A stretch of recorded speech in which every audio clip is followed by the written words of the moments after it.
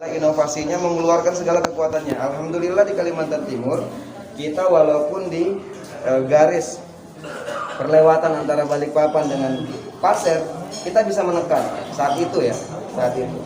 Jadi kalau kita lihat kinerjanya kita sudah setengah mati gitu. Ini bukan lagi lelah kita sudah setengah mati untuk mengupayakan ini warga kita ini selamat, paling tidak mengurangi, tidak sama di kota-kota lain. Ya contohnya kayak Balikpapan yang begitu banyak kena warganya. Sedangkan saya sebagai kepala daerah di sini harus bagaimana ini warga saya nih selamat. Nah, pada akhirnya saya meminta kepada himpunan pengusaha muda. Karena saya itu harganya mahal sekali.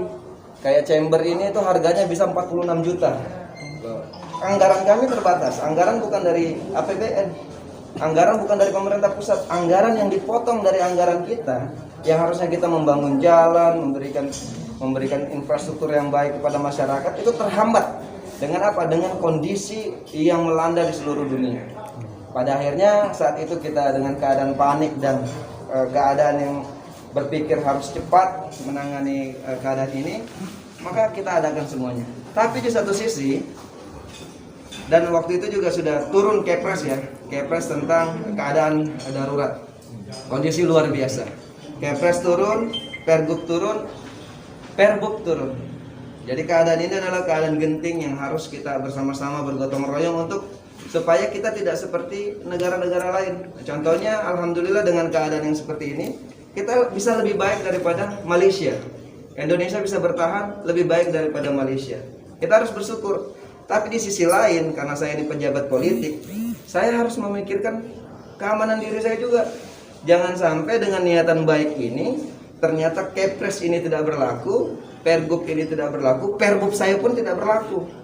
Kenapa? Karena di akhir nanti di masa depan yang akan datang kita itu menjadi korban.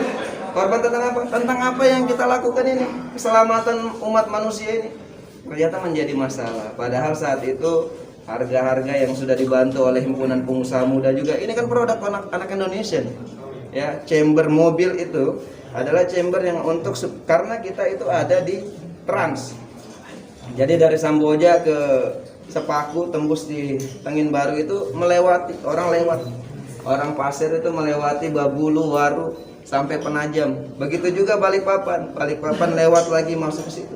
Makanya ada chamber pembunuh virus, bukan pembunuh bakteri. Dan memang itu satu-satunya yang ada di dunia, bahkan ada di Indonesia itu cuma di Penajam. Dari ide anak-anak himpunan pengusaha muda Indonesia. Kenapa kami menggait himpunan pengusaha muda Indonesia? Agar pertama, ekonomi teman-teman bisa naik. Kedua, harganya tidak sesuai dengan, maksudnya tidak lebih mahal daripada yang di toko-toko. Kenapa? Karena pakai harga yang minta tolong ini namanya. Nah, pada akhirnya juga teman-teman ini ngadu, walaupun saya tidak kena ya, maksudnya saya tidak masuk di situ karena pengadaan barangnya itu kan sesuai saja. Jadi sesuai dengan prosedur aturan yang berlaku. Hanya saja kalau ini menjadi masalah, saya takutnya Kepres Presiden itu sendiri, Pergub dan Perbub ini tidak menjadi acuan. Nah, kami takut nanti jangan-jangan kita melakukan ini hanya nanti menjadi masalah untuk diri kami, saya selaku bupati, keluarga saya juga akan malu. Begitu juga bupati-bupati yang lain, kepala daerah yang lain, gubernur misalnya, atau mungkin juga bahaya untuk presiden. Nah, ini yang harus kita menjadi suatu pemikiran yang perlu kita pertimbangkan baik-baik. Saya meminta kepastian hukumnya ini bagaimana. Jangan sampai nanti pejabat-pejabat negara, karena bupati juga selaku pejabat negara, presiden, gubernur, bupati itu pejabat negara. Kami bukan pejabat daerah, kami pejabat negara yang harus tahu bagaimana status hukumnya nanti. Jangan-jangan nanti kalau sudah ganti pemerintah, kita dipermasalahkan dengan ini. Ya mending kami stop aja ngurusin. Ngapain kita ngurusin kalau jadi masalah aja, bikin malu. Yang pertama yang kami takutin adalah bikin malu diri sendiri dan keluarga kami. Nah, itu makanya ada pernyataan seperti itu. Dalam artian ini dalam stop ngurusin COVID atau ngurusin yang penanggulangan COVID-nya itu seperti apa? Kalau kita bicara COVID semuanya ditanggulangi tuh masyarakat. Kita ini pakai masker masih mengikuti prokes. Karena kita takut dengan itu.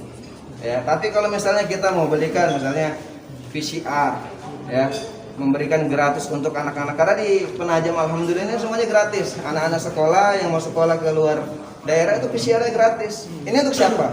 Kan untuk masyarakat, gratis. Adapun juga yang datang misalnya dari Balikpapan ada yang bayar, karena memang anggarannya juga terbatas. Kami tidak punya anggaran yang banyak dan kita tidak tahu sampai kapan ini. Sampai kapan masalah ini bisa selesai. Dan yang saya takutkan juga, saya juga harus melindungi diri saya. Jangan sampai saya menjadi masalah karena ingin menolong orang.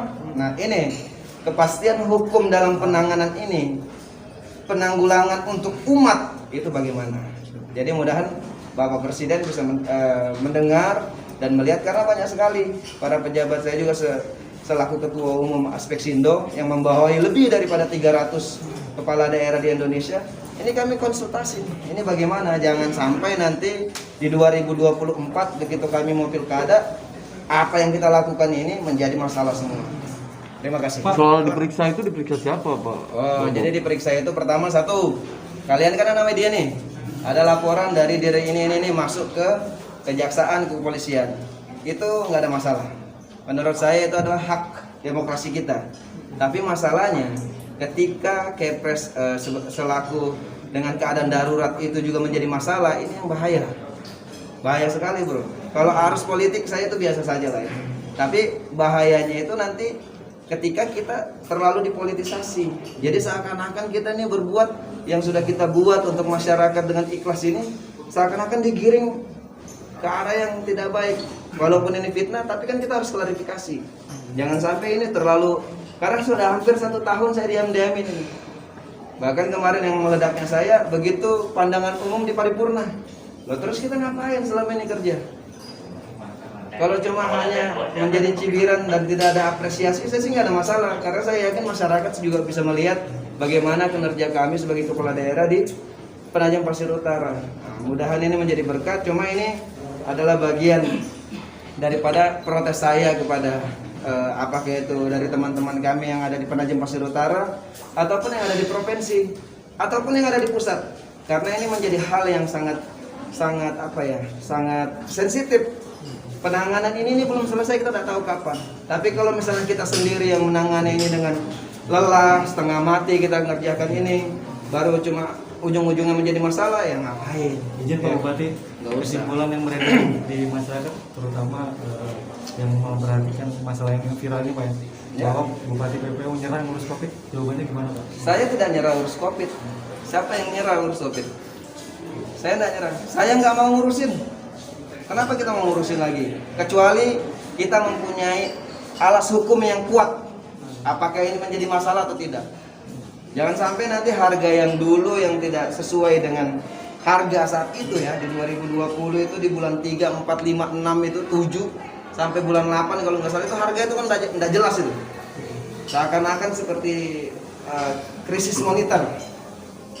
Tapi kalau dilihat di Desember 2020, Januari, Februari, Maret, April sampai sini sudah mulai normal karena penanganan yang cepat dari pemerintah Republik Indonesia. Garis bawahnya adalah bagaimana penanganan yang di awal itu. Landasan hukumnya bagaimana? Jangan sampai kita menjadi masalah hanya untuk kebaikan kita menjadi masalah. Kalau untuk menjadi kebaikan kita juga wajib. Tapi kebaikan untuk diri kita sendiri juga kewajiban kita. Karena di diri kita ini melekat, ada anak, ada istri, ada keluarga. Jadi kebaikan itu juga harus kami lindungi. Jangan cuma mau dilindungin aja, bos. Thank you. Sudah, Assalamualaikum.